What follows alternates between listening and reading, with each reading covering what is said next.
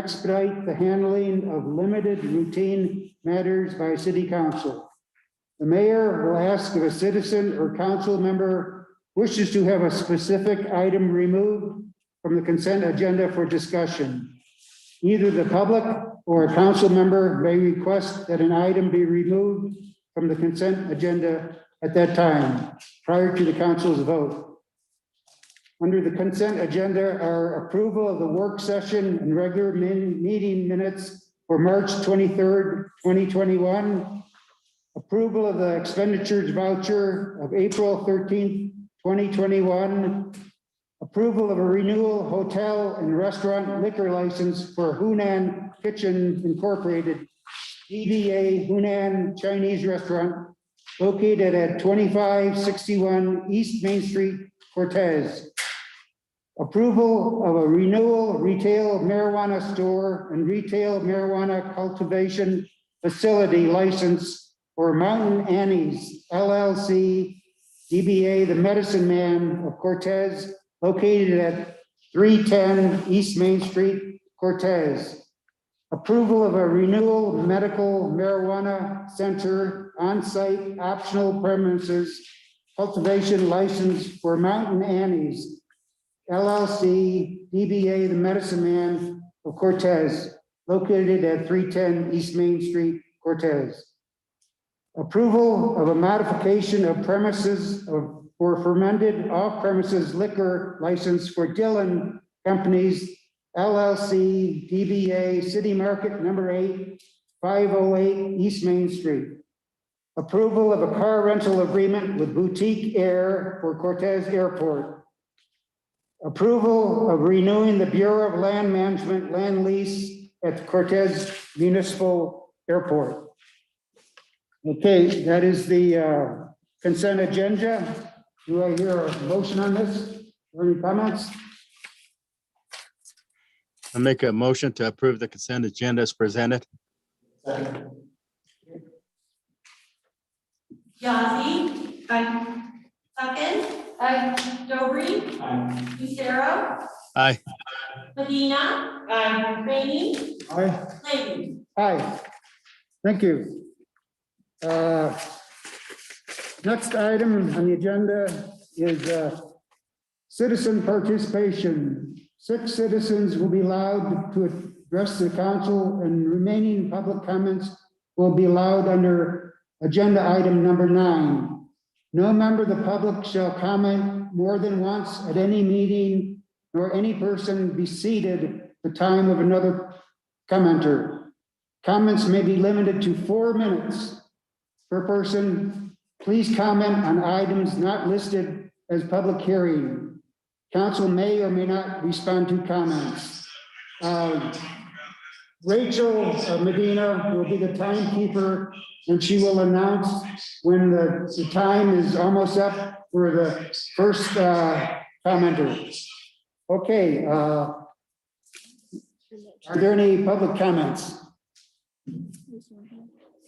Okay, yes, sir.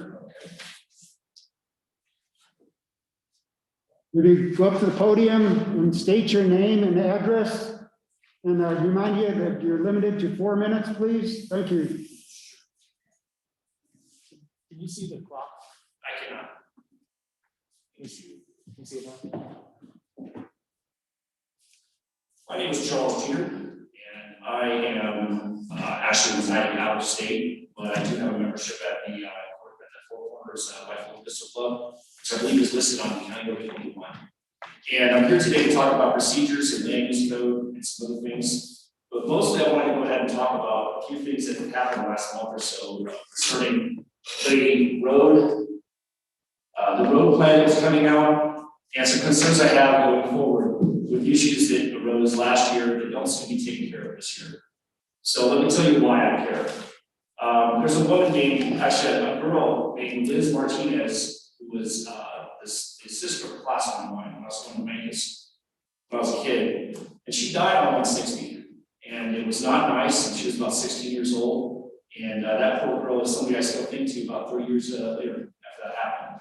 So when people make road plans and things like that, I'm a student at San Diego State taking urban studies and planning, but my heart is something that I want to share with you right now. I want to take the time to let people understand that when you're looking at things that impact the community, you have to look beyond the two-dimensional, beyond the paper, okay? What that means is that when you have a set procedure with planning and zoning coming out with a road plan, and they come up to public comment, and we in the public comment on it, I appreciate the fact that you may have people who decide it's time to go back and kind of truncate what's happening there, but it didn't really seem to me like we learned anything from the land use commission back about a year ago. It didn't seem like the procedures for outreach were followed at all, or things that we'd seen that went back to the director of planning almost 10 years ago when they first started looking at how to do outreach in Cortez for land use planning and for the comprehensive plan. I bring these things up because the comprehensive plan is coming up. And to this day, the only person who's actually on the record with me talking about lessons learned or anything else is Rebecca Levy, who is the chair of the Planning and Zoning Committee. So I have a little bit of discouragement when I've looked at this and I see that the road plan, which is something that can kill people, actually it should be known that the statistics are that 15 to 25-year-olds are most likely to die in a car accident. Most likely to die in a car accident. We have a lot of rural roads around here, they're all 2 lanes, some are unmarked. So when we start talking about road plans, and I'm looking at things that are going to impact my area that I care about the most, or I'm concerned about, which is the outdoor gun range, and we have an S-curve, we have a congested fairgrounds right there, and people decide that it's a good plan to go ahead and compel people who are going to do development to actually try to improve that road, which, by the way, would have to go off or through a 25-foot cliff before it actually reached the intersection. So, what I'm trying to say in the 4 minutes that I have is that I really would hope that the council, who has the power to go ahead and direct the city staff or direct the planning and zoning committee in procedures, would take the time to carefully look at procedures, would take the time to carefully try to think out how to actually use the resources that we have. And I know people have GIS, geographic information systems. You can go ahead and look at those things and get some input from other people to make sure when you're going to open something for public comment, it's somewhat ready to go ahead and go. Okay? I don't want to have to keep on tuning in and hearing how disappointed or thinking about how disappointed I'm going to be, because these things could impact and kill people down the road, especially our youngest and finest, before they even get a chance to get out. So what I'm saying is that before we go through the comprehensive plan, let's get some procedures in place. Thank you very much for your time, council. Thank you for your comments. So, Esmeralda, did you want to speak? No, she's going to speak during her. Okay, next person there. Let's do the other room. Okay, Do we see hands raised in there? any hands raised in the Zoom room?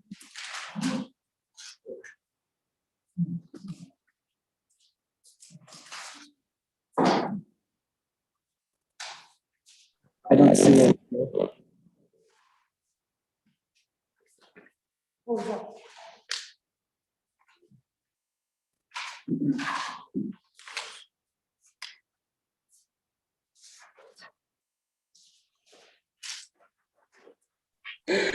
Okay, good. Good to go.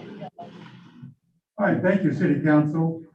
As mentioned in, Can you hear me? To state your name and address, and want to remind you that you have 4 minutes to speak, and we will be keeping time and notifying you when your time is almost up. Okay, go ahead, thank you. Curtis Nelson wrote in. Thank you, City Council. As mentioned in the retreat, number 2 being an effective government, building trust and being accessible to the public, citizens, businesses, and stakeholders within the city. How are you to build trust without transparency, without open dialogue, when you make decisions outside of the Sunshine Law? Decisions not that directly affect the statement of being accessible to the public. You are government, choose who and what you respond to, forgetting that you are elected to represent all of your constituents, not just a few. Every taxpayer, whether they live in the city or county, are all stakeholders. We all pay some kind of taxes in the city in some form. We all deserve to have equal access to our council. We all deserve to have equal transparency, equal opportunity for our council to consider building trust. The comment was made to reduce time to 3 minutes if there was a controversial issue to be discussed. The time is 4 minutes. Would you please listen to the taxpayers and not the people who have a socialist agenda to fulfill? Thank you. Thank you for your comments. Okay, we'll take a comment from the audience here. State your name and address, please, and we'll give you 4 minutes, please. Before you start the clock, I gave you all a presentation here. It's going to fuel prices, propane, and the severe impact it's having on the consumers in this area and the heating homes. Now, the speech is 6 minutes. If you can allow an exception, otherwise I'm going to somewhat admin to give you the speech. If you can make an exception, because this is a crisis that's occurring within the county, and within the city. Well, we'll read your presentation, sir. Okay, I still like to speak to it, and ask that this be into the record. Okay, go ahead. My name is Eric Burwills. I live at 2380 East Main, Cortez. I'm a current customer of Suburban Propane with a 120-gallon propane tank heating my home. In December 2020, my price for propane was $1.39 per gallon. As of March 26, that price has risen up to $4.89 a gallon. This is a 252% increase. On several occasions, I did speak to Suburban about this, and they claim it is a result of market conditions. If this is the case, then why are two local propane providers able to price at $2.02 and $2.04 or 5 cents per gallon? This brings forth the question, why would I not just change providers? Well, unfortunately, it's not that simple. Both Farley and also Country Gas would be willing to service me, but they did not have in possession 120-gallon tanks or less. They have not been able to get those refilled since the fall of last year. Therefore, I cannot, switch my service to them. Also, under the current laws, one propane company cannot fill the tank of another. So it creates a crisis for people like myself and those out in the county that have Suburban as a propane provider. As a result of Suburban propane pricing being excessively higher than local or national pricing, and national aid pricing is at $2.29 a gallon. Customers like myself, like you say, cannot switch. Therefore, I think that a crisis now exists for home heating for many customers in the area. And stability impacts lower and senior citizens on limited incomes. Several city officials and county officials have commented to me that it's not within their purview to take action. Those citizens being financially impacted by this situation would differ with you greatly in that position. The first duty of government, being local, state, or federal, is to protect its citizens from harm. Such a crisis and emergency now exists. As such, governing bodies have the authority to declare an emergency and then act temporarily emergency action. As one of many citizens impacted by this crisis, I respectfully ask that you take immediate action to prevent further harm and further deterioration of the situation. Attached are 4 different attachments that you should look at. I ask that you look into this. These citizens are being approached. Thank you very much. Thank you, Eric. We'll look into that. Thank you.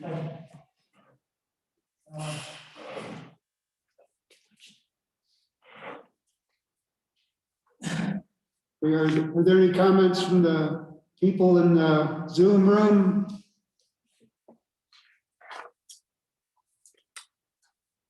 I don't see any hands raised here. Okay. Okay. Good evening. State your name and address, and I want to remind you that you have 4 minutes to speak, and we'll notify you before the time is up. Go ahead. Thank you. My name is Sherry Simmons. I live on County Road 20 in Lewis, Colorado. I'm going to begin my time with a prayer. I hope that you will join me, or at least respect me. Almighty God, great is your name. We ask you, Holy Father, to be here with us. We humbly invite you into this room, ask for your blessings of wisdom and discernment and truth. We pray, Almighty God, that you would shine your light into the darkness. We ask, Father, for your will to be centered around all our decisions, and we pray this to your glory. In the name of our Lord Jesus, thy will be done. Amen. I want to recap my comments from the last meeting. I had recited the Colorado sunshine laws in which the council had violated some of those.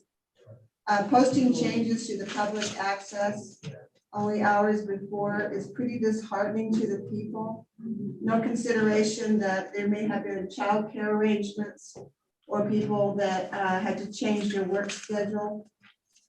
And I looked on the city's page thinking that, expecting that there would either be that you would correct me that I was wrong on this, or that you would apologize for the people, because we felt like it didn't really matter. And I found neither.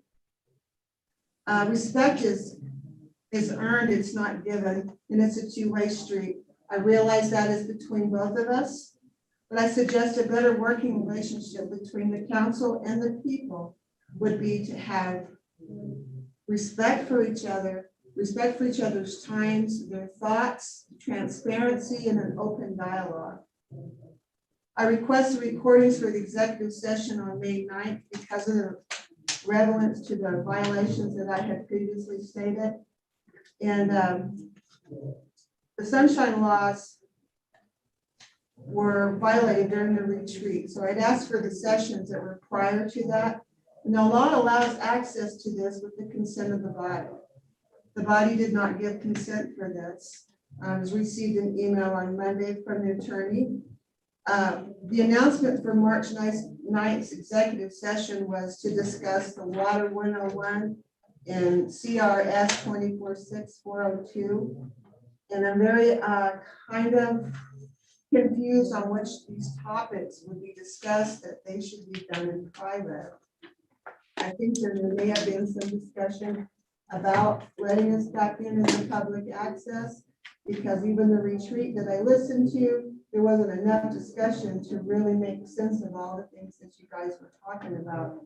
We're asking for transparency. I think that's a pretty small thing to ask for. There's also another provision in law to receive access to the session through the courts. So I'm asking the council to reconsider their consent. If there is a sensitive topic within that, then just simply redact it. Let the people know what you talked about. Our city attorney's duties involve advising and helping our decisions on what's best for the city. Duties also is representing the people and the legalities and the avenues that they need to take.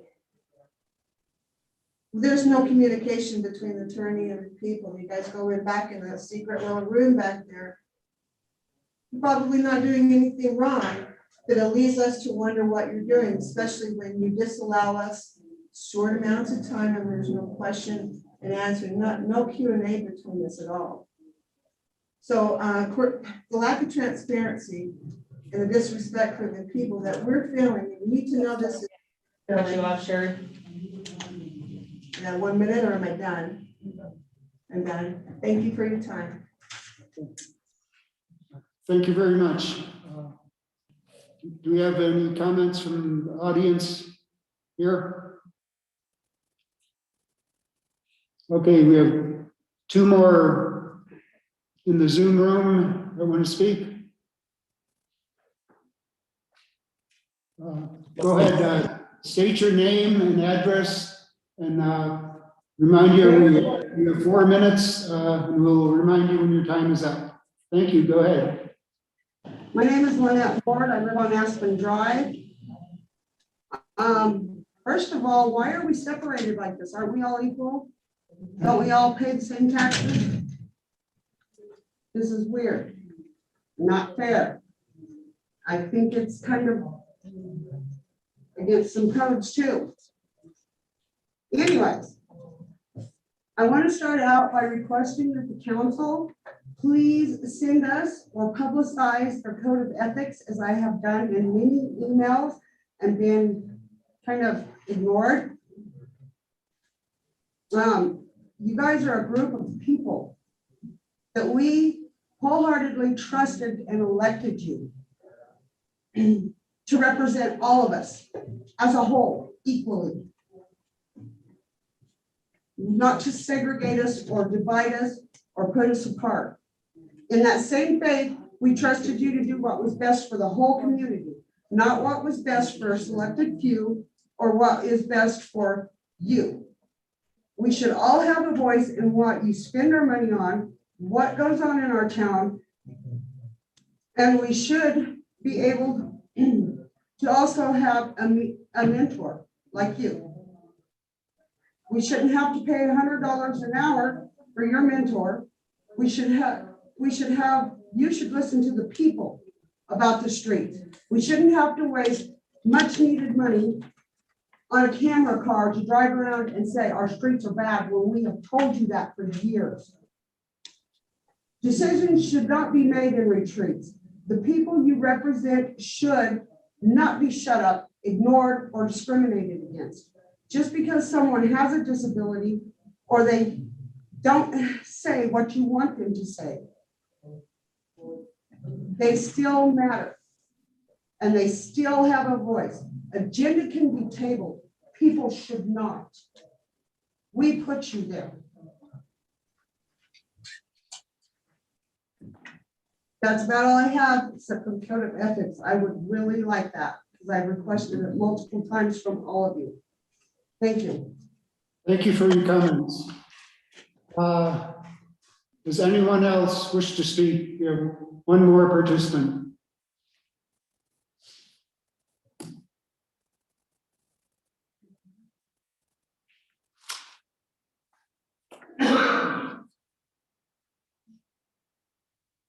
Okay, state your name and address, please, and remind you of your time limit. Go ahead. Jeff Toulon, Highway 491. This is the most ridiculous thing you guys can do.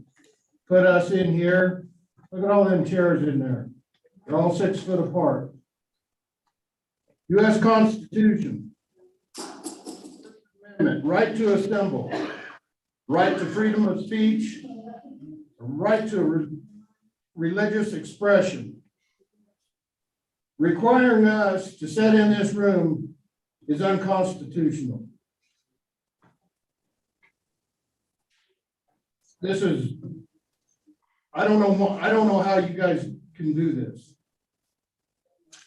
Forcing a person to wear a mask without their consent is a violation of the 4th Amendment. Further gathering of vital statistics, such as taking one's temperature, is a violation of a person's right to privacy. Violation of the protection will result in your actions being reported to the U.S. Department of Justice, which is required by law to investigate civil rights violations. No law is valid or lawful that violates the Constitution. No health order, emergency order, or state emergency municipal ordinance or some policy may suspend or violate the Constitution, period. Thank you. Thank you for your comments. Okay, we'll move on to the next item on the agenda. Next item is public hearings. The first item is a quasi judicial item. City Council sits as a quasi judicial body and the city council is restricted to make its findings of facts on evidence presented to them at the hearing. No member of the city council should receive or solicit comments from any person regarding a matter pending before the city council prior to the formal hearing itself. If anyone has had any contact on this matter, please advise council and consider recusing themselves. The agenda item is a review of a new retail fermented malt beverage off-premises liquor license for Esmeralda's Ranchito Mexican Store. City Clerk Linda Smith and City Attorney Mike Green.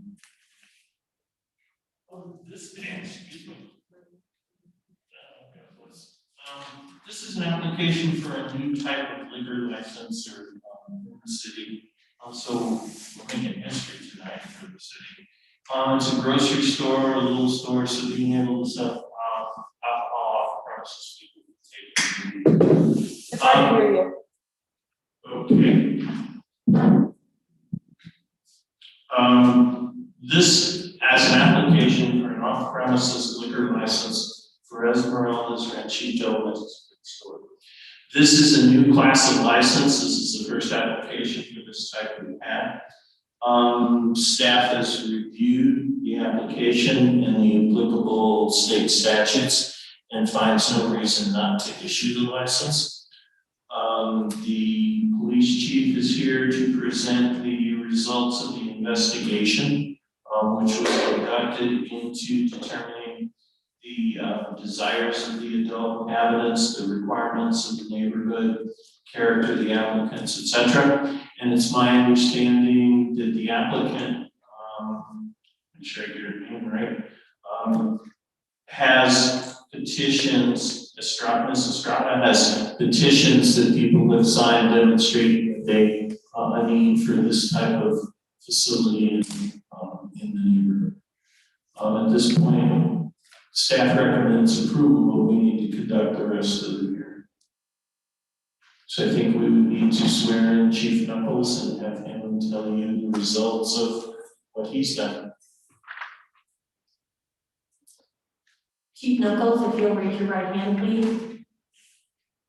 Do you solemnly swear or affirm under penalty of law that the testimony that you will give before this council shall be the truth, the whole truth, and nothing but the truth? I do.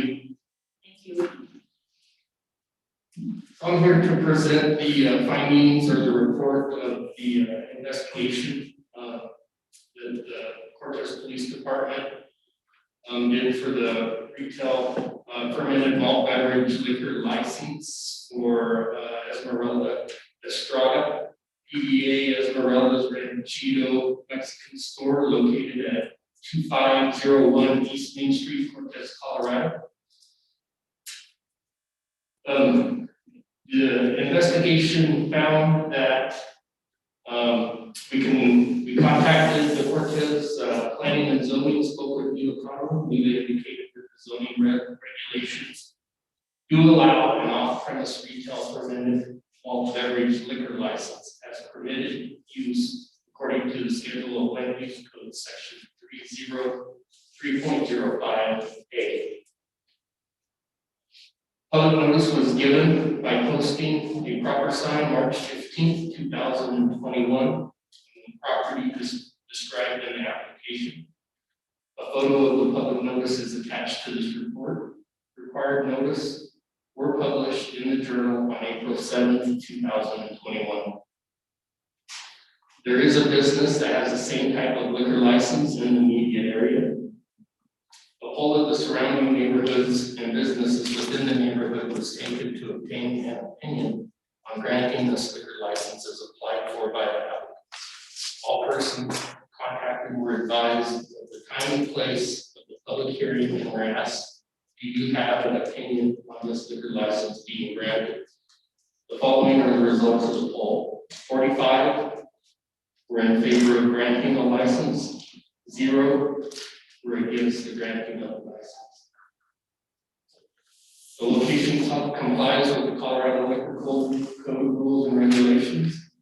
The location does not create any known public safety issue or endanger public health. The copy of this report was delivered to the applicants on April 7th, 2012. The findings are signed by me. You have those? Do you have those petitions with you, sir? I do. Could you, And I believe Lynn has them as well. This I is- have it. I have the original petitions for the police and for this. and we'd ask that those be entered into, if you will, evidence and considered by council in their decision. Thank you.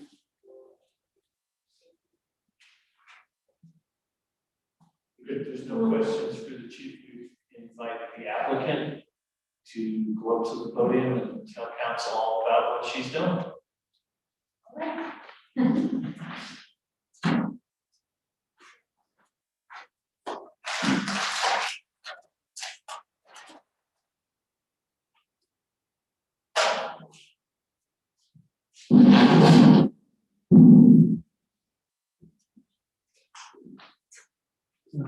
Good evening. Will you just state your name and address, please? Thank you. All right, my name is Esmeralda Estrada, and my address is 16464 Cannon Road, W in Yellow Jacket. And I guess I don't have much to say. I just, English is my second language, so it's a little hard, but I just want to say thank you for the opportunity. And I hope we can do good with this. I don't know what else. Ma'am, I have a couple of questions for you then. Sure. Did you circulate petitions, have people sign petitions about this license application? Yes, actually, I'm the one in charge to ask all our customers they are will to sign the paper, and everybody's been happy to sign it. And did you bring those petitions with you tonight? Actually, I give it to Linda. Okay, So once I have here with me, it's the police department brings me. okay. What I'd be asking council is to consider these petitions, collected by the applicant in the evidence when you decide whether or not to grant the license. We will do that. Thank you, Mike. I think, are they already in our packet? Yeah. Yes. Okay. That's it. Thank you. Thank you. Thank you for your comments. Thanks. Okay. Any questions or comments from the council?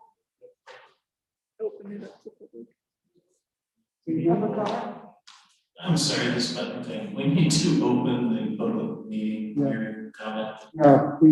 This is open for public comment. Are there any public comments Related to this. concerning this? Any online? Okay. Seeing none, could I have a motion on this item, please? I'll make a motion after considering the reasonable requirements of the neighborhood, the desires of the adult inhabitants, the necessity of any restrictions on the license, the good character of applicants, and compliance with all the provisions of the Colorado Revised Statutes 44-3-301, that I move to approve a new retail fermented malt beverage off-premises liquor license for Esmeralda's Ranchito Mexican store located at 2501 East Main Street, Cortez. Second.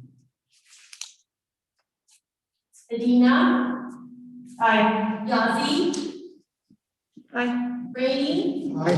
Dobry, Aye. Hawkins, Lucero, Aye. Lady. Aye. Thank you. Thank you. Okay. Next item on the agenda is ordinance number 1284, series 2021, City Attorney Mike Green. Good evening, folks. This is coming up for a second reading and public hearing. It's the snow removal ordinance, which we talked about at the last meeting. Basically, the ordinance is for a limited area downtown, which includes Montezuma Avenue to, I believe, Roger Smith from over by the east end, I think, Canyon. And then it expands into Previously, it was only with commercial properties on either side of Main Street, off to Second Street, I believe, yeah, First Street and North Street. Due to increased traffic, people are using these areas to get around. They're exercising, they're traveling. We have grocery stores and other businesses on this route. There was an expansion of the little bit of the area. The other major thing is, for some reason, we had not included the residences that were located in this area that's well traveled. So if there was a store or residence in a store, you had two people that had to show up and one person didn't. So that was another change. In talking with staff about enforcement, they requested a definition of sidewalk. So we have the definition from the state statutes, which applies to governmental immunity, for different types of sidewalks in different situations. And we shortened the time to shovel to 12 hours across the board. When I talked to staff, we had some confusion about enforcement because, well, if the plow sprayed on the sidewalk, you had, I think it was 48 hours to get it done after the snowstorm. And if the snow was there, you had 24. So we were looking at, again, trying to get to safe passageways for people to move back and forth around downtown. We were looking at being consistent and all sidewalks were shoveled. We also encourage in the ordinance that the rest of the staff, Public Works and whoever else has some access to these funds and plans, that we look at creating safe routes throughout the city, and that we look at, I believe there was some concern about people having to walk out into the street in the snow and the storms. Perhaps getting sidewalks built where there weren't sidewalks. There's some funding available perhaps from CDOT. And also doing the handicap improvements as part of this program as well. Staff's encouraged to look into that. There's no obligation for us to construct sidewalks. This ordinance is authorized by the state statutes, when I cited in the memo. And so at this point in time, I'm recommending passage of this ordinance after a public hearing. Thank you, Mike. Any questions? I feel like 12 hours is still too short. I think that 24 hours is more reasonable because if it stops snowing in the morning and you can't get to it by the time you get home because you have other obligations, doing it 24 hours will give you a little more time. That's one concern I have. The other one is, when you say talk to staff, did you talk to, like Public Works, who would be, when we say that they would be cleaning the sidewalk and then charging the property owner for that? Do we even have the capability of doing that? Is that gonna be expected? There has been some cleaning of sidewalks by Public Works on a very limited basis. Public Works had some issues with this and that they wanted to create a safe route system. And it was when I talked with Phil, taking over and cleaning those sidewalks by, I believe you talked about perhaps hiring contractors to do that. All this ordinance really does is create the obligation on adjacent property owner to clear the sidewalk. It doesn't require Public Works to clean them. That's the purpose. I'm just gonna be honest, that's the purpose of the statute, is to get some help from the citizens in cleaning the sidewalks, because Public Works couldn't possibly do every sidewalk in town that the city owns.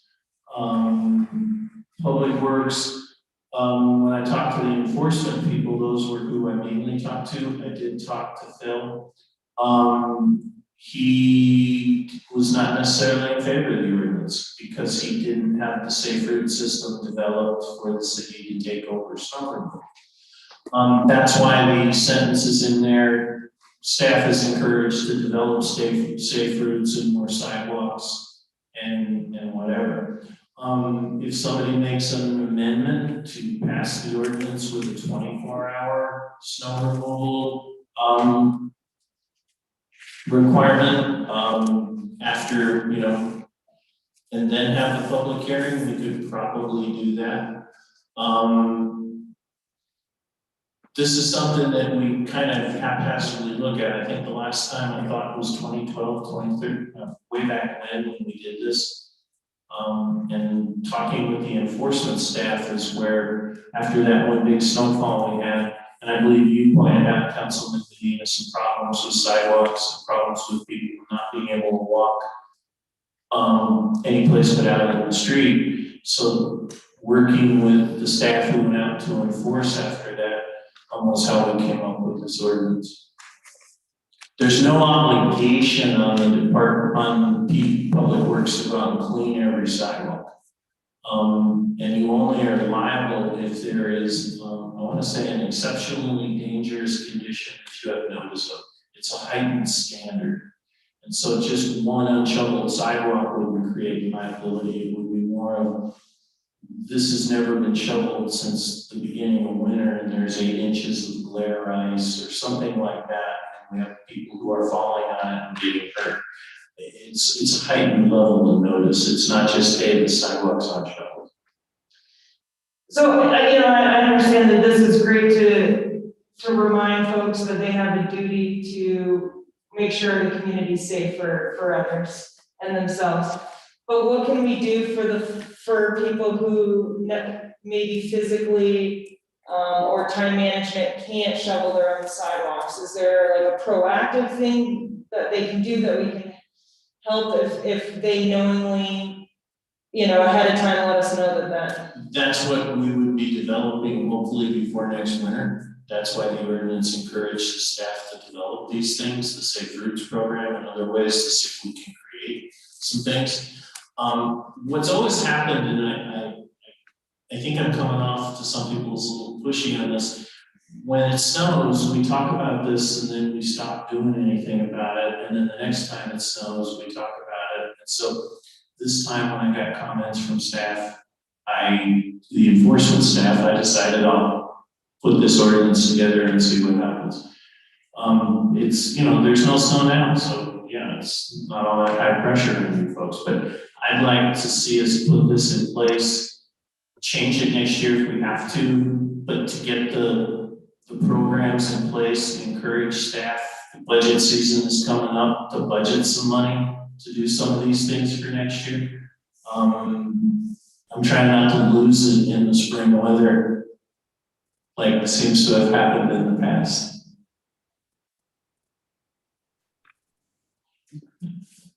Okay, thank you, Mike. Any other comments? Orly, do you have any comments? I still don't know what's going to patrol, but I see Phil has his hand up there. Maybe we could hear from staff instead of the ordinance people on that. So maybe it's staff can help us out, but I'm still not for it. So, I still feel that the old ordinance I have was good for me. Any other comments? I just had one other comment. I still just have a concern about noticing it with the fine for the first notification. I would feel much more comfortable if it was noticed and then fine, and then the progressive fines for the second, third, fourth. It's first offense. I don't think it should say first notice. And if the first offense would be after we had done a notice program. Staff had done that when they enforced the last time. They went out, noticed people, talked to people, and things worked fairly well getting them shoveled. But there was up to $499 and or up to 6 months in jail is not an appropriate penalty for people to read. So that's why first offense 25, second offense 50, third 75, just motivation for people to pay attention after the first time. So there would be a notice. Yes, sir. I mean, it'd be short. It wouldn't be, say, we walk around, we see these sidewalks, get it shoveled, I'll be back. You know, and in some time, it can't go on forever. But after the 12 hours has passed, if staff had time and was available, they'd go out and start walking around, is what I believe they did on Broadway. And that's when the problems came up. Where's the sidewalk? What's the sidewalk?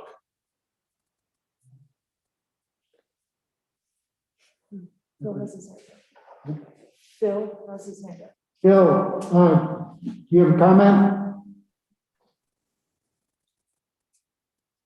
Yes, sir. Thank you. Good evening, Honorable Mayor and members of the City Council. You know, I have a real issue with this and how it's rolling out, although I don't disagree with its motivation and ultimate goal. But, you know, we have had zero public input and I've had very little input in the scope of this.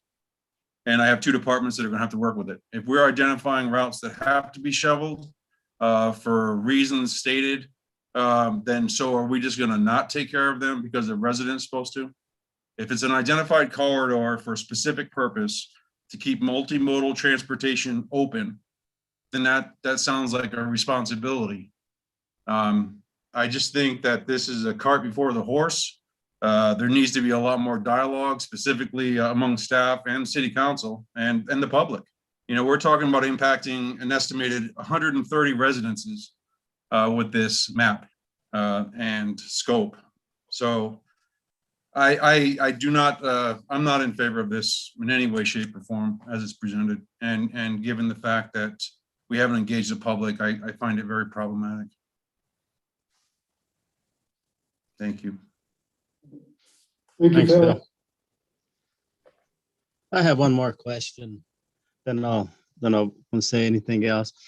Because most of those sidewalks are on city property, correct? Yes, sir. Mm-hmm.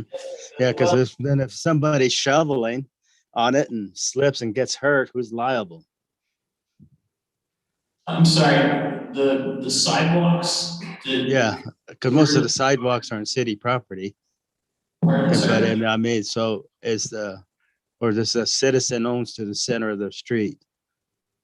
The sidewalks are a bit of a mix, but in general, they are located in the city right of way between the curb and the property line.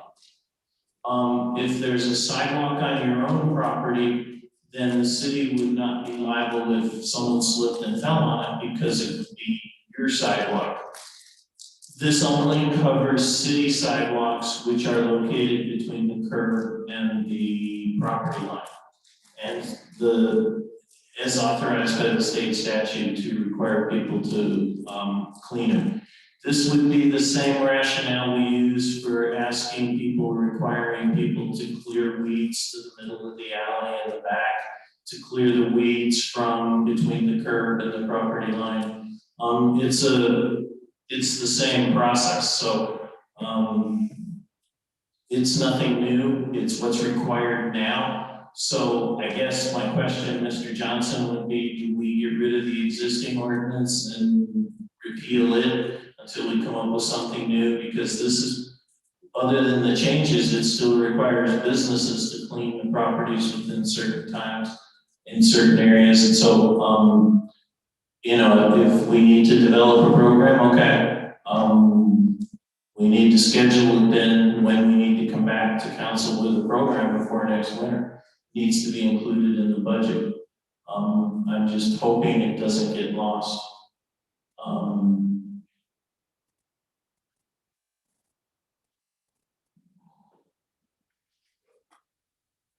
Do you have any comments to that, Phil?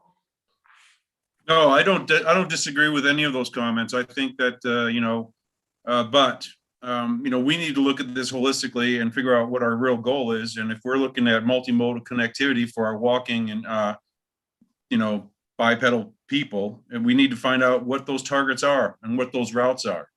And we need to do that as a team. And then we can, and I support keeping those clean because people, not everybody has vehicles and not everybody's capable of shoveling. But it's a discussion that we need to have, and we need to talk about the implications and responsibilities. and engage our public. You know, I really feel that that's an important thing that we need to stay focused on is, you know, not just, you know, coming up with these things and not engaging them. I find that very troublesome. And if council wants to not pass this at second reading, I have no problem with that. But then I would ask council to schedule a program where we get something in place before next winter. Phil, can you come to council with a program before September?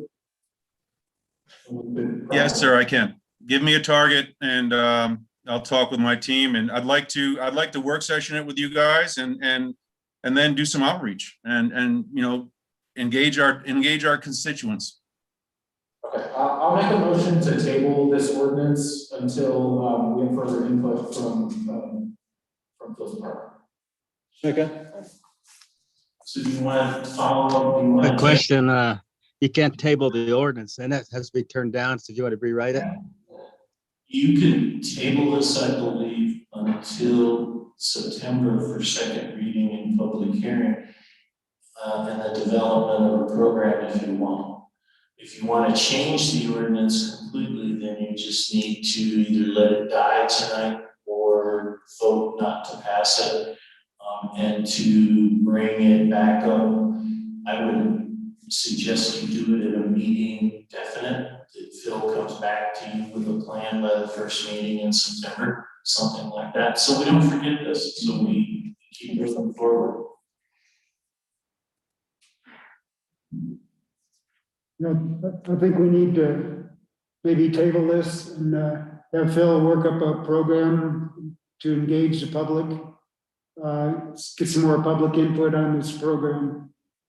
So Mike, are you saying we should basically vote down this now and then have, but as part of that motion, have Phil come back to council by the first meeting in September with a plan and a way for the city to move forward with snow removal plans? Yes, sir, have his public input and everything, so we can draft the ordinance before winter. Do we need to still open to public hearing because we're in the middle of? Well, I would think so, and then you can vote to table this or deny it or what you want to do. I think that's a good point, Council. So There's a motion to approve right now. We need to. okay, want to table this? we have to open it up to public hearing because we're in the middle of a quasi judicial item. Okay. So we need to open it up to the floor. Okay, well, yeah, this is open for public comment. Did you wish to speak on this snow removal? Okay, go ahead. Just state your name and address, please. I'm Charles Jeter. I reside out of state, but I do have an interest here, County Road 21. I just want to say I'm in favor of looking at this precisely as Bill Johnson mentioned. I think it's a sound way to go ahead and engage the public, do the outreach.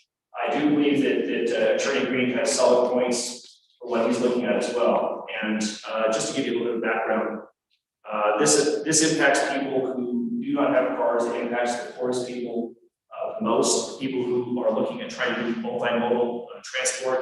In the wintertime, it's hit and miss if you're trying to use a bike in the wintertime, let's be honest. But the issue is we are trying to actually provide a healthy system of self-propelled transport of some type. What we look at in other places is small wheel and big wheel. And I don't think it's really practical, but it is something to probably consider. How are people using their conveyances, even skateboards or scooters, things like that? You guys obviously don't have battery powered devices people are using on sidewalks here, at least that I've seen. But I do believe that there's a considerable impact to the public, and specifically having multiple routes might be one suggestion that I can offer. People have arterial routes or something like that, you tend to see how they transport their goods or things from to and from City Market or Safeway, things like that. That's basically what I have. I think it's a solid topic, and I do agree with Attorney Green on the fact that this should be something to solve by next winter. And I do believe that Bill has a solid plan for how to go about it. That's all. Thank you. John Doherty, do you have a comment? Thank you, Mayor. I do have a comment. To give you a little background, I have worked approximately 20 years or so in Snowbelt. Every city in the Midwest requires the adjacent property owners, as Attorney Green stated, to clear sidewalks from snow and ice, and also weeds and things along alleys and streets are also the adjacent property owners. There has never been any citizen who is all in favor of this, except those who want to walk or who are trying to get kids to school and things. Personally, it wouldn't be a problem for me to go out and shovel because I can't bend over anymore. That is something that every citizen east of the Mississippi has dealt with for a number of years. No city takes this on for themselves and clean sidewalks. Nobody does because they can't afford it.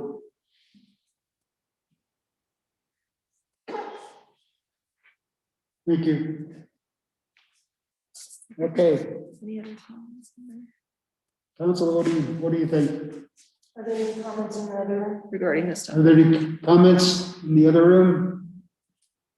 On snow removal? Seeing none. Okay, Council, what would you like to do with this item?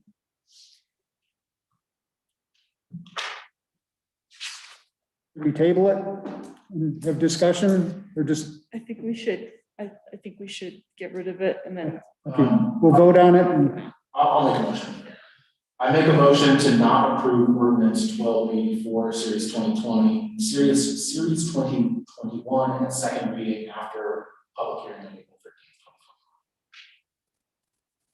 second. Dobry. Aye. Huckins. Aye. Lucero. Aye.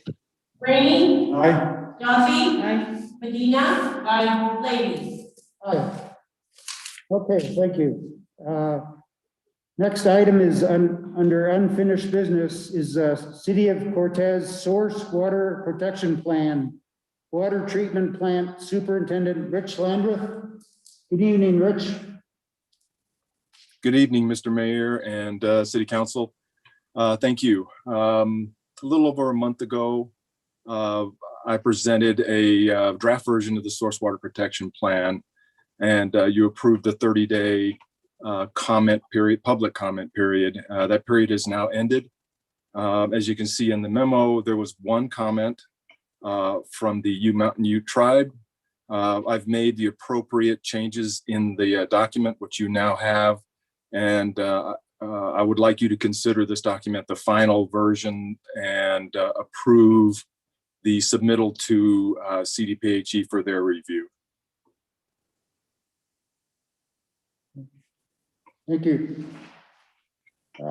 Questions, comments from council? Yeah, Rich, I have a question. This is just our normal procedure, isn't it? A regular paperwork continuation? That's correct. Thank you.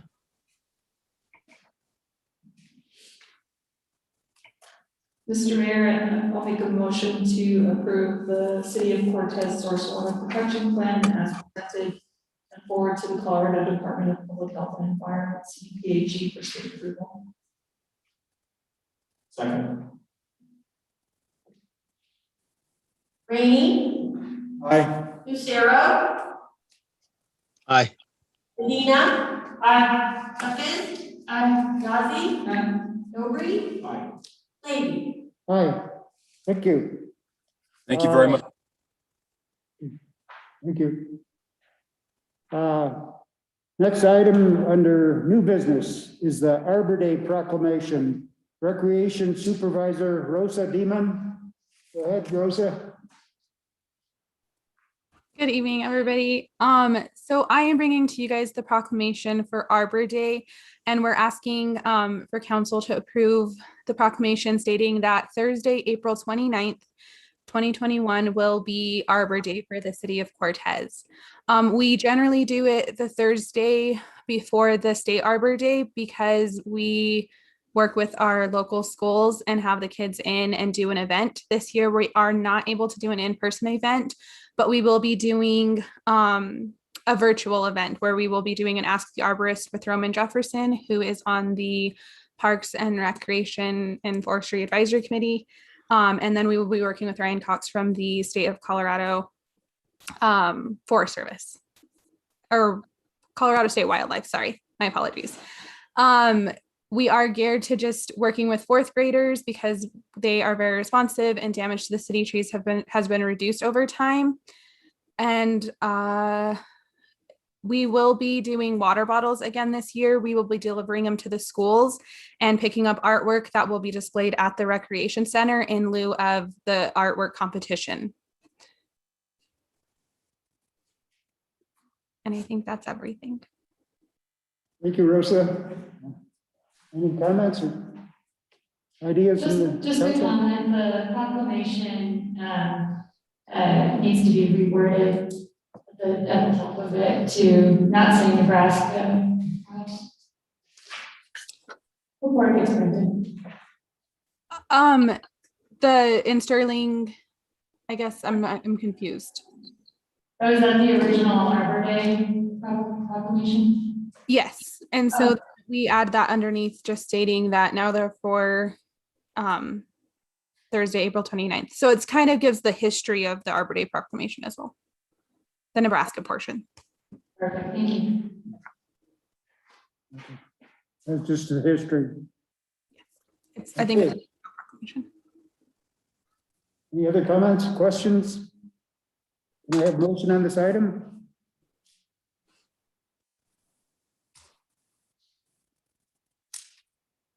Mr. Mayor, I'd like to make a motion to proclaim Arbor Day as April 29th, 2021, Cortez, Colorado. Second. Hawkins, Aye. Rainey, Aye. Lucero, Aye. Ozzy, Aye. Dobry, Aye. Medina, Leahy. Aye. Thank you. Next item on the agenda is a commercial lease agreement with Interstate Improvement Incorporated. Director of Public Works, Phil Johnson. Good evening, Honorable Mayor, members of City Council. This commercial lease agreement is the second part of the two agencies that we're going to be making use of our yard, our city yard to the east of the service center. If you remember, in February 23rd, I brought to you the first agreement, and that was for the heater repave, the asphalt portion of the CDOT project this year, which goes from Mildred East. This subcontractor will be doing the micro grinding of the concrete pavement, which goes from Mildred West. And what they're going to be doing is doing a very thin grind, I think 3/8 of an inch on the surface of the road to smooth out the expansion joints and the clickety-clack that everyone has come to enjoy, like they're riding a horse at 25 miles an hour. They'll be doing restriping work and removing damaged panels. So this is exactly the same. We're not charging anything in an effort to help CDOT, make the most of their money, because they're, in the same condition we are with limited funds, although they're doing a lot of work in Cortez. And in the packet on this, actually on this lease agreement that I'm asking you to authorize the mayor to sign, the certificate of insurance from Interstate was not attached, but we do have a certificate of insurance that calls for all the limits that are outlined in the lease agreement in hand. It just missed the packet. Thank you, Phil. This is Green. I got one comment. I sent out a new lease form after we did the leases for the Welcome Center that was recommended to be used because it was a very good lease form, contained all sorts of legal protections for both the city and the person who was leasing the lessor. If you approve this one, fine, but I think in the future, we need to start using the new approved forms. When I start seeing forms that are typed up, I don't know that they are word for word accurate. And so we're taking a chance. What we had decided and I had recommended was to have these pre-printed forms that have been vetted by real estate attorneys and used, be used by staff when we were leasing property out. The old forms that we use, may or may not be accurate and correct. They don't contain all of the information in the forms as sent out. So, if you approve this one tonight, I would just like to make a record that in the future, we need to start using these normal real estate forms for leases instead of these things that may or may not be accurate in protecting the city. Thank you for your direction, Mike. Okay, any other questions or comments from the council? Could I have a motion on this item, please? I'll make a motion to authorize the mayor to sign the commercial lease agreement with Interstate Improvement Inc. to lease approximately 5 acres of city-owned property in the industrial park expansion area for a project, office, and staging area for necessary support equipment. Second.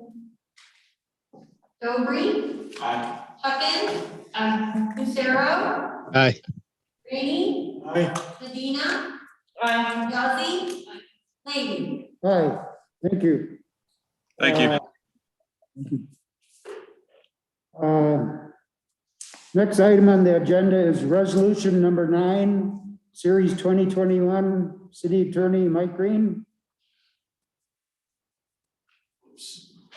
This is a second part of how the city of Cortez would participate in dealing with emergencies in Montezuma County. This part is a mitigation plan. It authorizes the city as a partner with Montezuma County to go out and mitigate, in other words, prevent emergency disasters from happening. So if there was a particular feature that needed removed, mowed, something done with, this plan is how we would handle that before an emergency was created by that. It goes hand in hand with our emergency response plan, which was adopted previously. It does not replace it. It's another part of how the city will deal with emergencies. I checked with Lori Johnson, the emergency planner. She recommended that I recommend approval to council. Looking at the plan, it addresses taking care of emergencies or taking care of situations before they become an emergency and enables us to do that. So staff recommends approval of this and passage of the resolution. Thank you, Mike. Any questions, comments? Worley, do you have any questions or comments? No, I don't have any because that's just, I think, a normal procedure that to work with everybody. Okay. My only comment, I don't know if it's related to this plan necessarily, but the emergency manager, Jim Spratlin, has ongoing emergency operations center meetings, multi-agency coordination group meetings, and it's rare to have representation from the city of Cortez. And I would like to see that change. Whether that's the John or the new city manager or the mayor or another representative at those meetings for the city of Cortez. You'd be interested in doing that, Rachel? I can't, I have to be there at work capacity as a work.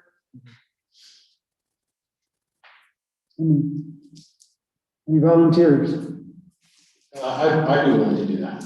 Okay, Thank you. I'll make sure you get on the emails. okay. Any other questions or comments? We have a vote on this or a motion on this? Mr. Mayor, I make a motion to adopt resolution number 9, series 2021, adopting the hazard mitigation plan dated September 2020.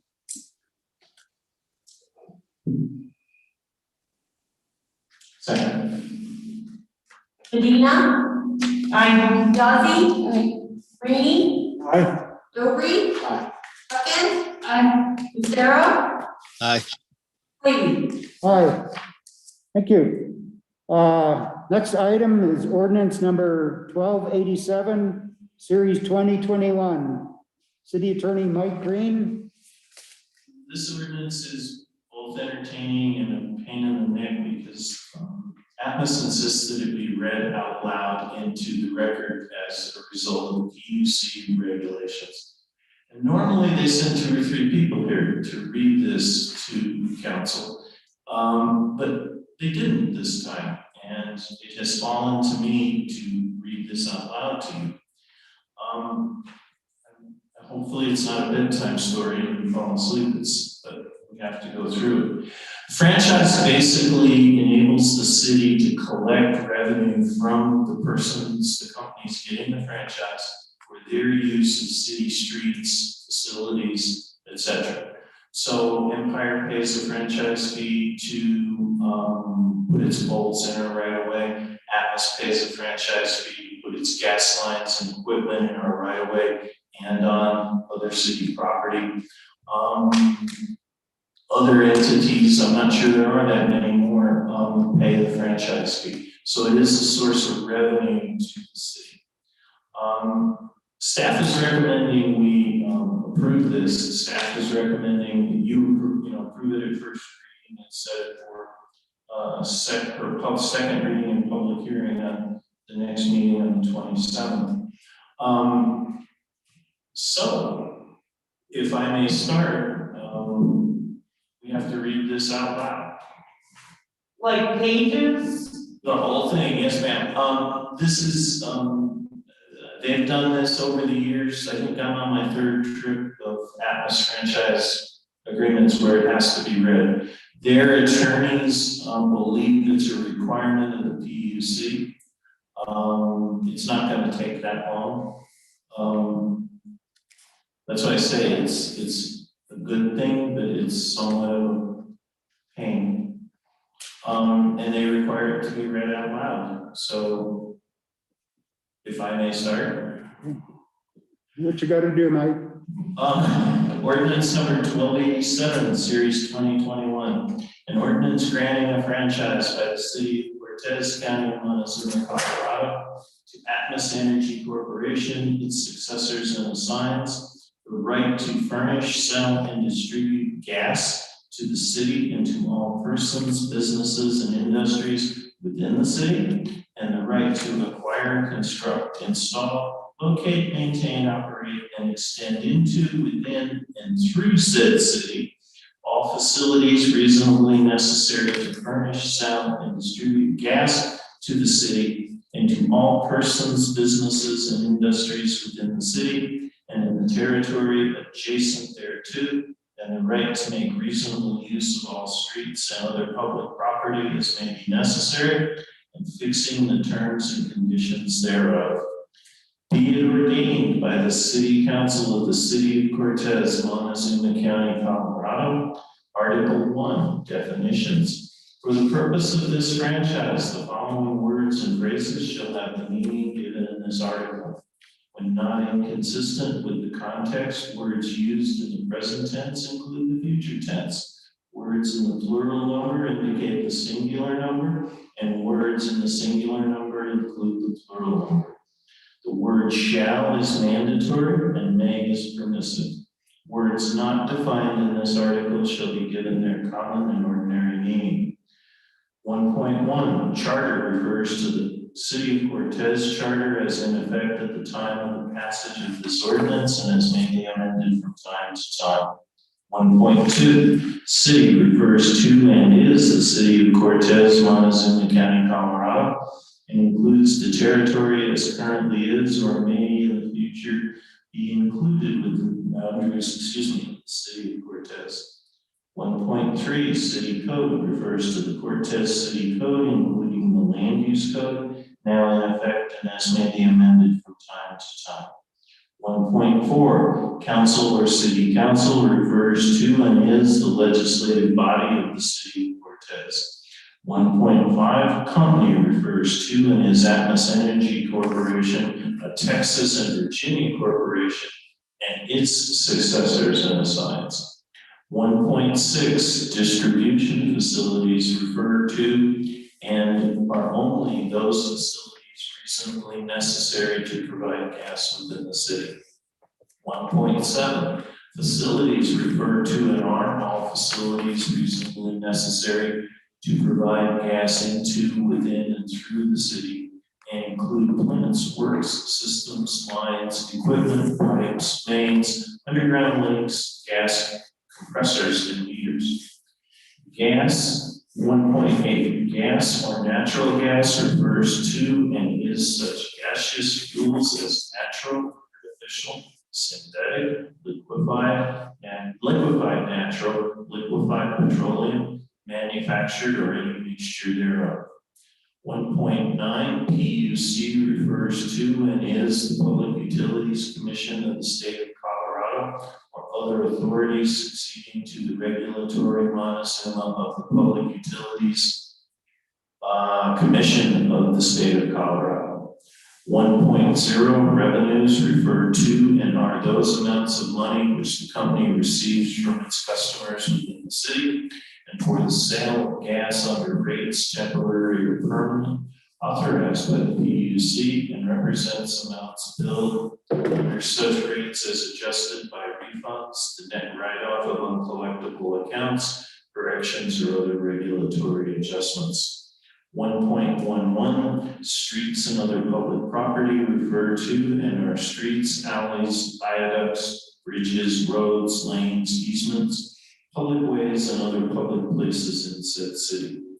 Article 2, grant of franchise. 2.1, grant of franchise. The city hereby grants to the company for the period specified and subject to the conditions, terms, and provisions contained in this ordinance, the right to furnish, transport, sell, and distribute gas to the city and to all persons, businesses, and industries within the city, the right to acquire, construct, install, locate, maintain, operate, and extend into, within, and through the city, all facilities reasonably necessary to provide gas to the city and to all persons, businesses, and industries within the city and in the territory adjacent thereto, and the right to make reasonable use of all streets and other public property as may be necessary to carry out the terms of the ordinance.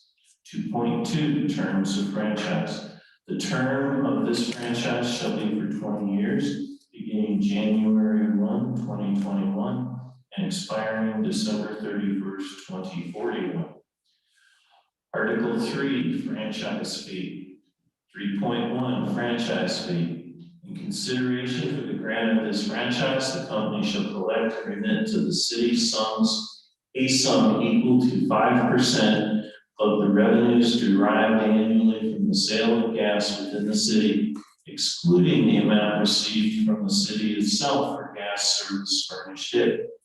Franchise fee payments shall be made in quarterly installments, not more than 30 days following the close of the month for which payment is to be made. Quarters shall end on March 31st, June 30th, September 30th, and December 31st. Payments at the beginning and end of the franchise shall be prorated. 3.2, franchise fee payment in lieu of other fees. No other compensation of any kind shall be exacted from the company for such use during the life of the franchise. This provision shall not exempt the grantee from any lawful taxation upon his or its property, nor from any license charges or other imposition levied by the council, not levied on account of the use granted by the franchise. 3.3, change of franchise fee. Once during each calendar year of the franchise, the city council, upon giving 30 days notice to the company, may review and charge the franchise fee that the city may be entitled to receive as part of the franchise. Provided, however, that the council may only change the franchise fee amount such as to cause the city to receive a franchise fee under this franchise equivalent to the franchise fee that the company may pay to any other city or town in any other franchise under which the company renders gas service in Colorado. Article 5, conduct of business. 4.1, conduct of business. The company may establish from time to time such rules, regulations, terms, and conditions governing the conduct of its business as shall reasonably be necessary to enable the company to exercise its rights and perform its obligations under this franchise. Provided, however, that such rules, regulations, terms, and conditions shall not be in conflict with the laws of the state of Colorado. 4.2, tariffs on file. The company shall keep on file in its nearest office copies of all its tariffs currently in effect on file with the PUC. Such tariffs shall be available for inspection by the public. 4.3, compliance with PUC regulations. The company shall comply with all rules and regulations adopted by the PUC. 4.4, compliance with company tariffs. The company shall furnish gas within the city to the city and to all persons, businesses, and industries within the city at the rates and under the terms and conditions set forth in its tariff on file with the PUC. 4.5, applicability of company tariffs. The city and the company recognize that the lawful provisions of the company's tariffs on file and in effect with the PUC are controlling over any inconsistent provision in this franchise dealing with the same subject matter. Article 5, construction, installation, and operation of company facilities. 5.1, location of facilities. Company facilities shall not unreasonably interfere with the city's water mains, sewer mains, other municipal use of streets and other public property. Company facilities shall be located so as to cause minimum interference with public use of streets and other public property and shall be maintained in good repair and condition. 5.2, excavation and construction. All construction, excavation, maintenance, and repair work done by the company shall be done in a timely and expeditious manner that minimizes the inconvenience to the public and individuals. All such construction, excavation, maintenance, and repair work done by the company shall comply with all applicable state and federal codes and any local codes that are not directly in conflict therewith. All public and private property whose use conforms to restrictions and easements disturbed by company construction or excavation activities shall be restored as soon as practicable by the company at its expense to substantially its former condition. The company shall comply with the city's request for reasonable and prompt action to remedy all damages to private property adjacent to streets or dedicated easements where the company is performing excavation, maintenance, or repair work. The city reserves the right to restore property and remedy damages caused by company activities at the expense of the company in the event the company fails to perform such work within a reasonable time after notice from the city. 5.3, relocation of company facilities. If at any time the city requests the company to relocate any distribution gas main or service connection, installed or maintained in streets or other public property in order to permit the city to change street grades, pavements, sewers, water mains, or other city works, such relocation shall be made by the company at its expense. The company is not obligated hereunder to relocate any facilities at its expense which were installed in private easements obtained by the company, the underlying fee of which was at some point subsequent to installation transferred to the city. Following relocation, the company at its expense shall restore all property to substantially its former condition. 5.4, service to new areas. If during the term of the franchise, the boundaries of the city are expanded, the city will promptly notify us in writing of any geographic areas annexed by the city during the term hereof annexation notice. Any such annexation notice shall be sent to Atmos by certified mail, return receipt requested, and shall furnish the effective date of the annexation, maps showing the annexation areas, and such other information as Atmos may reasonably require in order to ascertain whether there may exist any customers of Atmos receiving natural gas service in said annexed area. To the extent there are such Atmos customers therein, then the gross revenues of Atmos derived from its sales and distribution of natural gas to such customers shall become subject to the franchise fee provisions hereof effective on the first day of Atmos billing cycle, immediately following Atmos's receipt of the annexation notice. The failure by the city to advise Atmos in writing through proper annexation notice of any geographic areas which are annexed by the city shall relieve Atmos from any obligation to remit any franchise fees to city based upon gross revenues derived by Atmos from the sale and distribution of natural gas to customers within the annexed area until the city delivers an annexation notice in accordance with the terms hereof. 5.5, restoration of services. In the event the company's gas system or any part thereof is partially or wholly destroyed or incapacitated, the company shall use due diligence to restore its system's satisfactory service within the shortest practicable time. 5.6, supply and quality of services.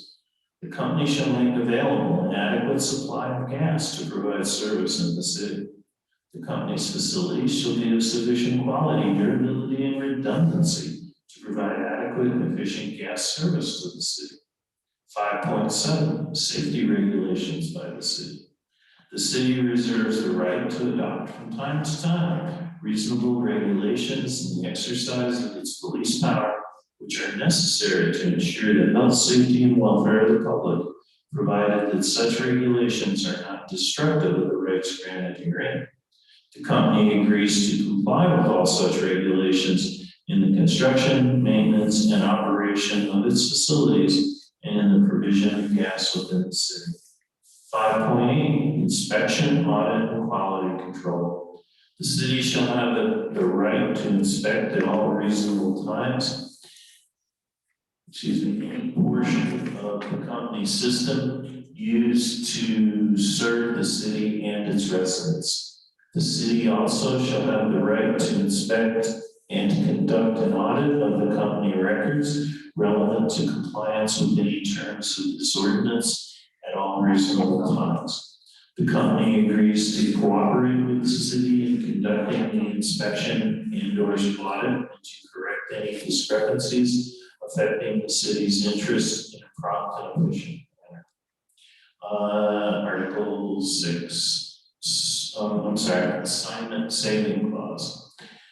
8.1 or 6.1, I'm sorry, like here. Assignment, the franchise shall not be leased, assigned, or otherwise alienated without the express consent of the city. Such consent shall not be unreasonably withheld. Nothing in this ordinance shall prevent the company from reorganizing. 6.2, savings clause. If a court of competent jurisdiction declares any portion of this franchise to be illegal or void, the remainder of the ordinance shall survive and not be affected thereby. Article 7, force majeure. Notwithstanding any expressly or implied to the contrary contained within, in the event the company is prevented wholly or partially from complying with any obligation or undertaking contained herein by reason of any event of force majeure, then while so prevented, compliance with such obligations or undertakings shall be suspended. And the time during which the company is so prevented shall not be accounted against the company for any reason. The term force majeure is used herein shall mean any cause not reasonably within company control and includes but is not limited to acts of God, strikes, lockouts, wars, terrorism, riots, orders, or decrees of any lawfully constituent federal, state, or local body, contagions or contaminations hazardous to human life or health, fires, storms, floods, washouts, explosions, breakages, or accidents to machinery or lines of pipe, inability to obtain and the delay in obtaining rights of way, materials, supplies, or labor permits, temporary failures of gas supply or necessary repair, maintenance or replacement of facilities used in the performance of its obligations contained in this ordinance. Recording and authentication upon adoption hereof, this ordinance shall be recorded in a book kept for that purpose and shall be authenticated by signature of the mayor and the city clerk. Effective date. The ordinance shall be effective upon publication after final passage. Public hearing. This ordinance shall be considered for second and final reading on the 27th of April, 2021 at the hour of 7:30 p.m. in the City Council chambers in City Hall, Cortez, Colorado, at which time and place all persons may appear and be heard concerning the same. Passed, adopted, and approved on first reading this 13th day of April, 2021. The City of Cortez by Michael J. Leahy, Mayor, attest Linda Smith, City Clerk. Passed, adopted, and approved on second and final reading this 23rd day of April. The City of Cortez, Colorado by Michael J. Leahy, Mayor, attest Linda L. Smith, City Clerk. Date of final publication, May 5th, 2021. Accepted and agreed to by Atmos Energy Corporation by Bart Armstrong, President, Colorado, Kansas Division. City's mailing address and phone number, 123 Roger Smith Avenue, Cortez, Colorado, 81321. Phone, 970-565-3402.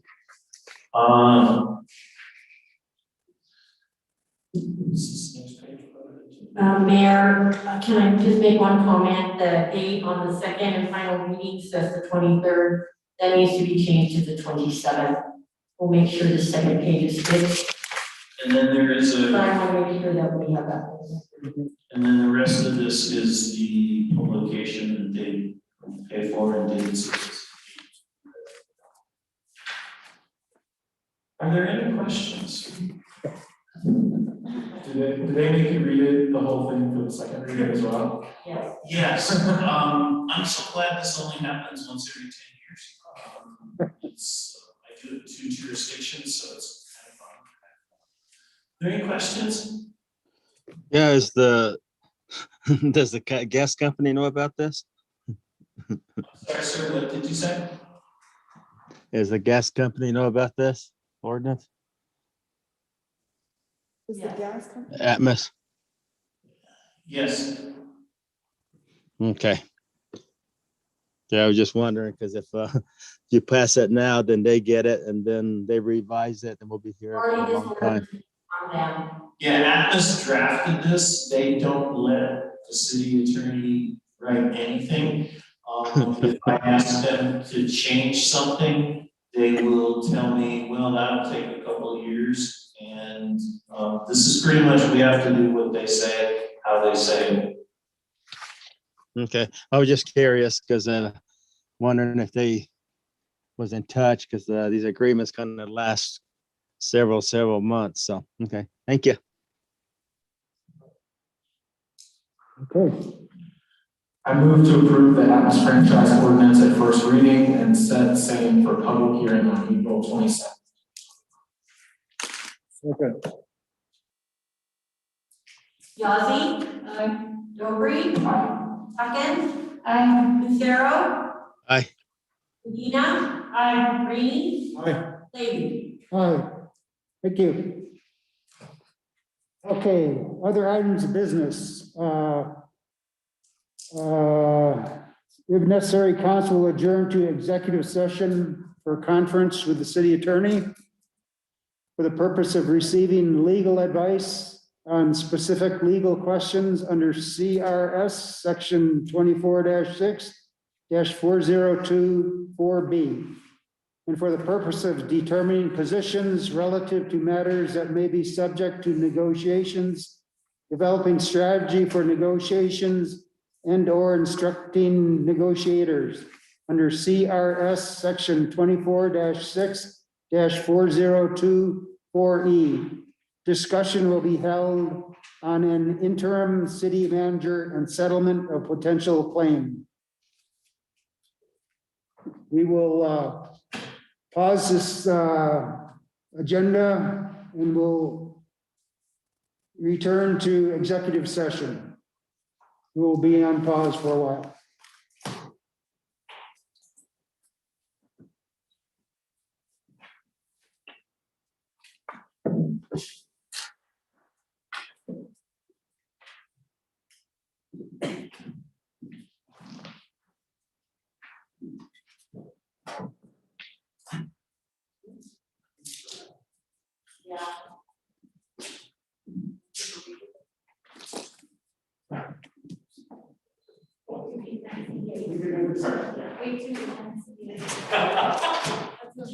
I swear.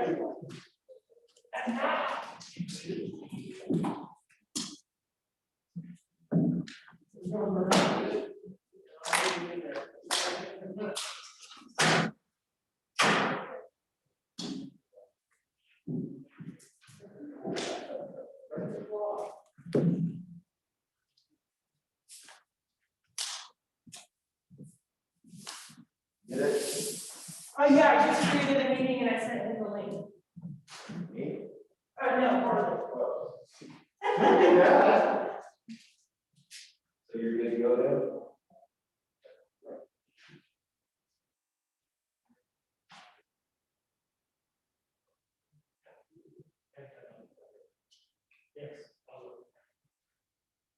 Yeah.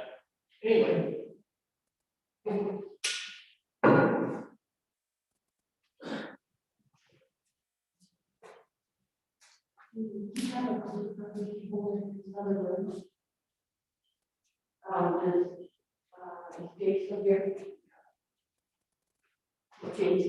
Yes, he is. Jay and Rick are both still there.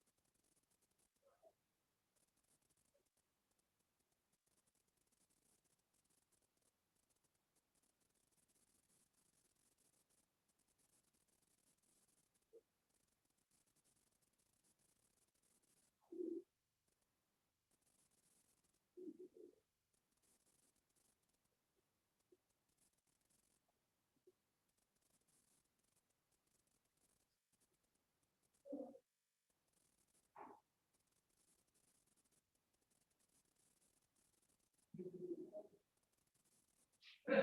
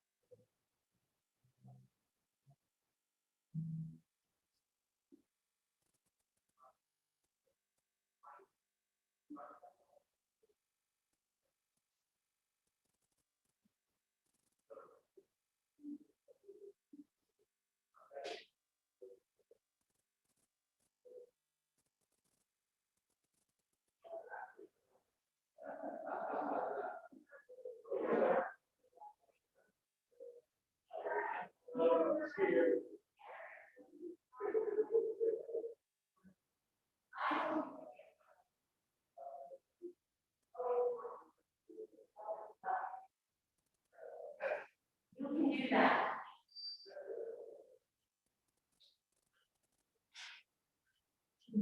You good in there? Yeah. Yeah. Huh? It's like I got it.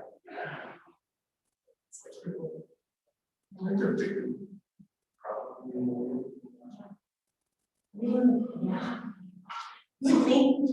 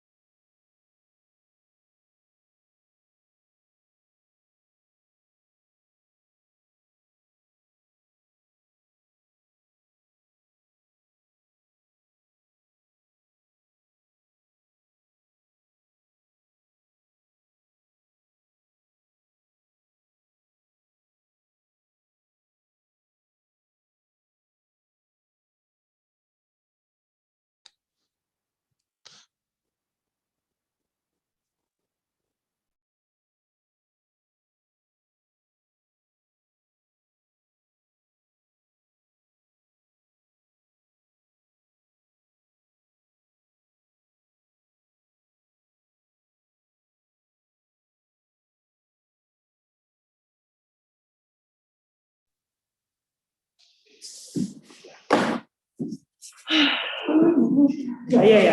Sir. Do we start that as soon as we're done? Yeah. Then move on to the.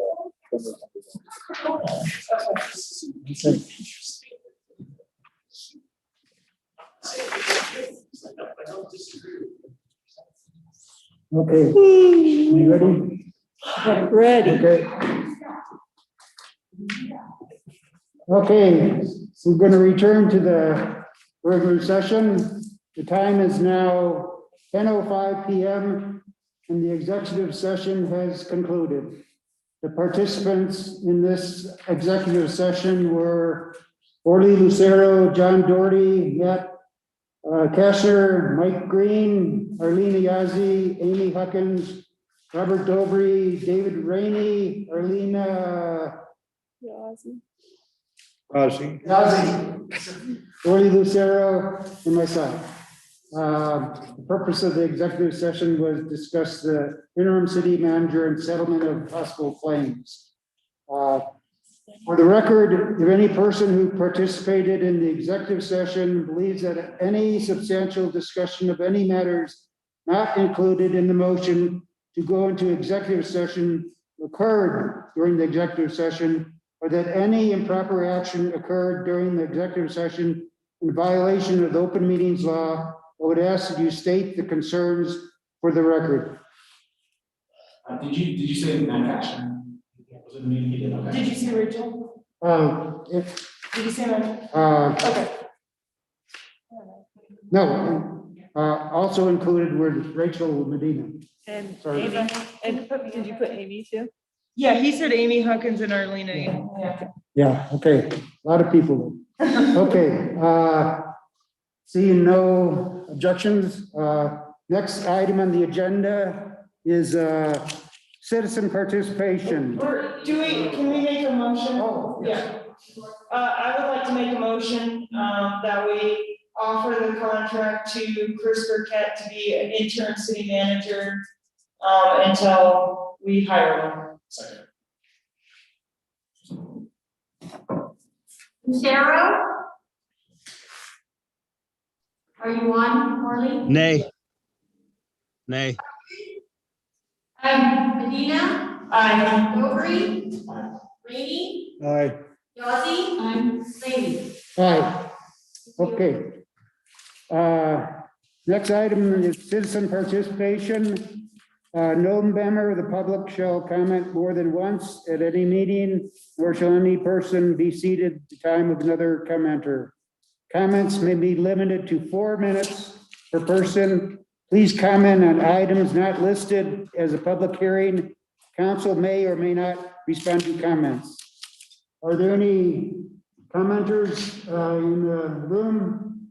Go ahead, state your name and address and remind you about your time limit, and you'll be notified if it gets close to that time.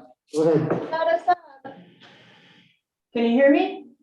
Yes, we can hear you. My name is Tiffany Garrett. I live at 1752 Brook Street. After listening to your retreat, I want to thank you all for remembering my name and making sure to mention me by name in public comment and concerns of people speaking more than once. When I asked our city, when are you going to lift your archaic emergency orders that we're still functioning under that was per the initial part of the pandemic? You're not following the color system that our governor set forth. The Colorado Sunshine Law requires transparency and disclosure in government. I want to remind you that you all work for the will of the people, not your own will. This law prohibits public officials from holding official meetings that are closed or not posted properly to the public.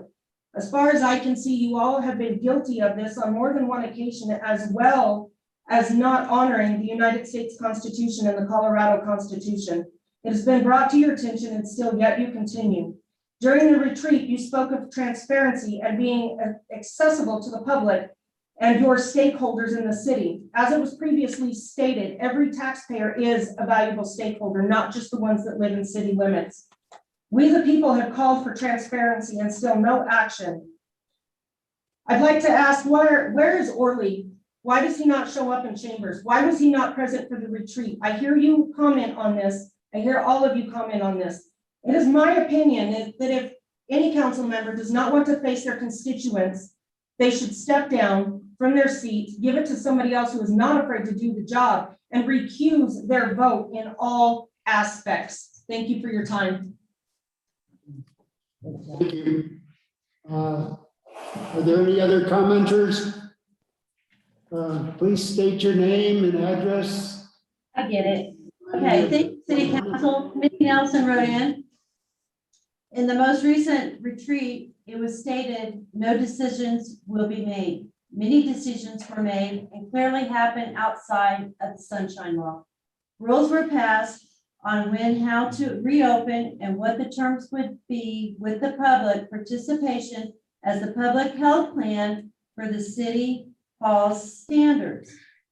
Passed that only 6 people would be allowed to speak, and at the beginning, and then not allowed to speak again at the end. Rules were made on when, how public would comment. Public comment was changed to if you have more than one person wishing to speak on shared issue, that only one person would be allowed to speak for the group that shares the same interest. One person cannot fairly represent a group as a whole, not should others be silenced under this ruling. If council can pay $100 an hour for a moderator, we can speak as a moderator for others. All attendees at council meetings shall engage in respectful behavior and language at all times was spoken by council. Yes, let us all not forget this. If we watch the live stream January 14th, 2020, we will see how this really needs to be addressed to those which have been appointed by the council. We, the people, regulate elected officials. We want transparency. You want trust. Let's compromise. There's no reason we cannot be sitting in this room in here and for you to accuse, to threaten us with a fine and have these other people out here charged overtime to sit in here because you guys are afraid of us. There's nothing to be afraid of. What are you afraid of? Then you got the P&Z that'll sit here that want to pick up what you guys got going on. Why? Because they're afraid. You show me one time anywhere where anybody in this community threatened anybody with hanging or lynching. You will not find it. Thank you for your time. Segregation is discrimination. Any other comments? Yeah, let's hear from you.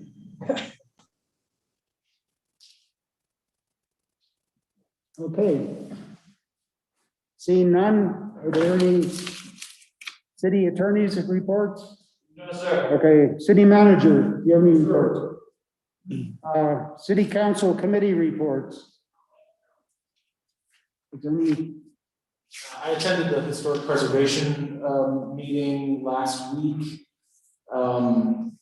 There isn't anything that council needs other than May is historic preservation month, and they will be doing there will be a historic downtown tour.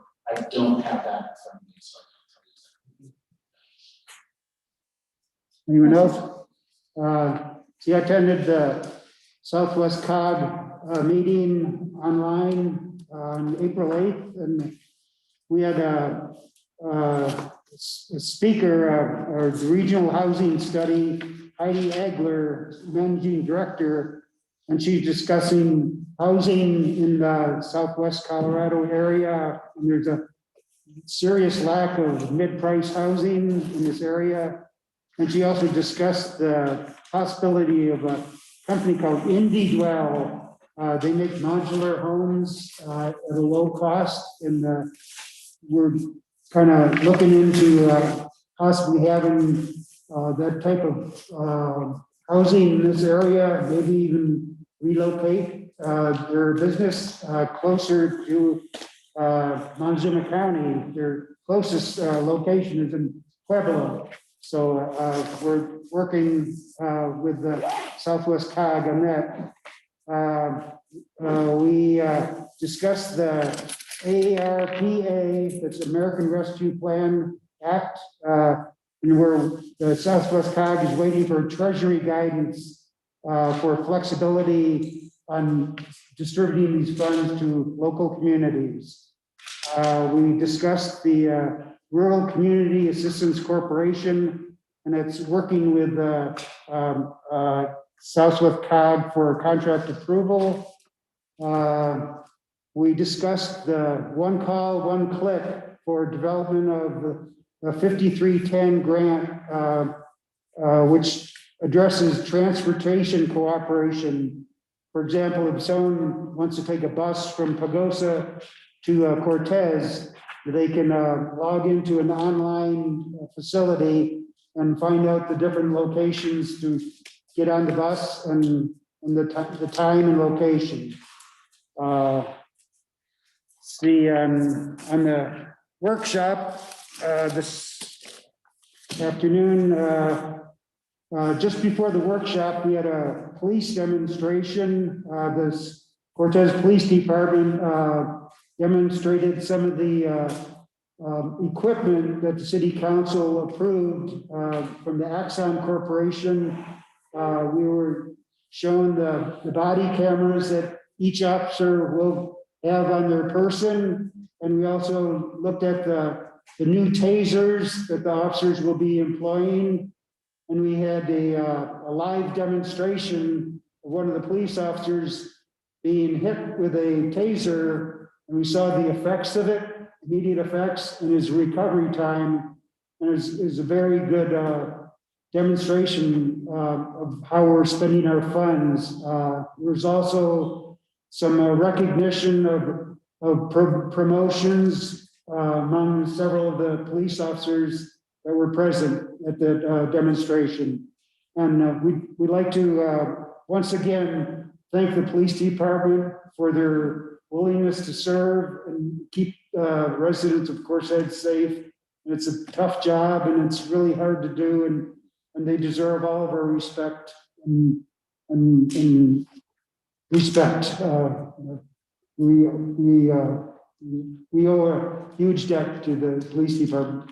Thank you. And Chief Knuckles, he helps keep things running smoothly. Okay, seeing no other comments, concerns, I call this meeting adjourned. Good evening.